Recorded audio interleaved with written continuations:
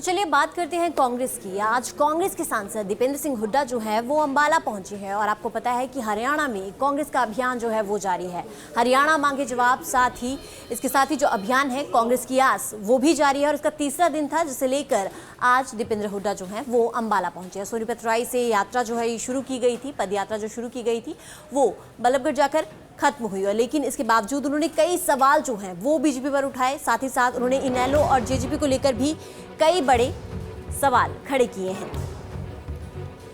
उन्होंने कहा है कि सोनीपत की अंबाला में लोग जो हैं वो काफ़ी दुखी हैं और शंभू बॉर्डर को लेकर भी उन्होंने बहुत सारी बातें कही हैं। दीपेंद्र सिंह हुड्डा ने कहा है कि शंभू बॉर्डर खोला जाना चाहिए क्योंकि अदालत के आदेश जो हैं वो भी इस बाबत आ चुके हैं। साथ ही उन्होंने जेजेपी और इनेलो के बारे में भी टिप्पणी की। उन्होंने कहा कि लोग ना तो जेजेपी और ना ही इनेलो, इन दोनों ही पार्टियों को लोग पसंद नहीं करते हैं। तो लगातार हरियाणा में कांग्रेस का जो अभियान है वो जारी है। हरियाणा मांगे हिसाब और कांग्रेस की आस अभियान जो है वो जारी है और आज इस अभियान का तीसरा दिन है, जिसे लेकर दीपेंद्र हुड्डा जो है उन्होंने पदयात्रा निकाली। सोनीपत के राय से बहालगढ़ तक ये पदयात्रा निकाली गई और इस यात्रा के दौरान दीपेंद्र सिंह हुड्डा ने कहा कि अंबाला के लोग काफ़ी दुखी हैं। उन्होंने कहा कि शंभू बॉर्डर खोला जाना चाहिए।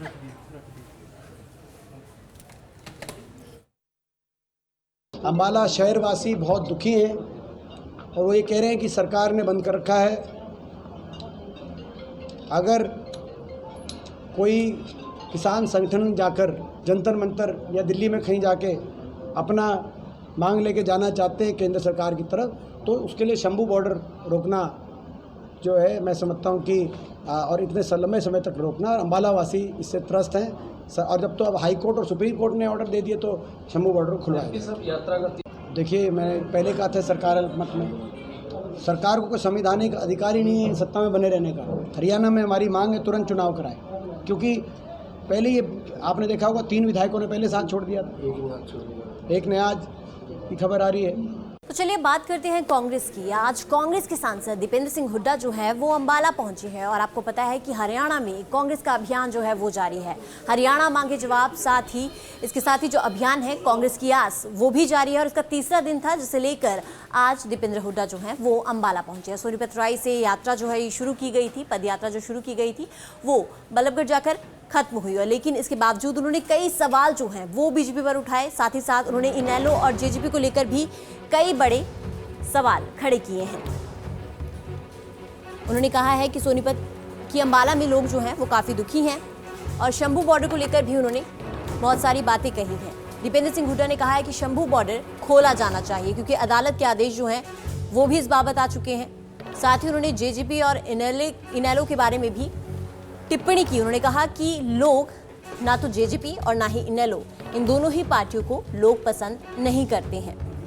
तो लगातार हरियाणा में कांग्रेस का जो अभियान है वो जारी है। हरियाणा मांगे हिसाब और कांग्रेस की आस अभियान जो है वो जारी है और आज इस अभियान का तीसरा दिन है, जिसे लेकर दीपेंद्र हुड्डा जो है उन्होंने पदयात्रा निकाली। सोनीपत के राय से बहालगढ़ तक ये पदयात्रा निकाली गई और इस यात्रा के दौरान दीपेंद्र सिंह हुड्डा ने कहा कि अंबाला के लोग काफ़ी दुखी हैं।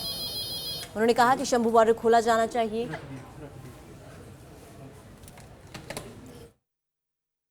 अंबाला शहरवासी बहुत दुखी हैं और वो ये कह रहे हैं कि सरकार ने बंद कर रखा है।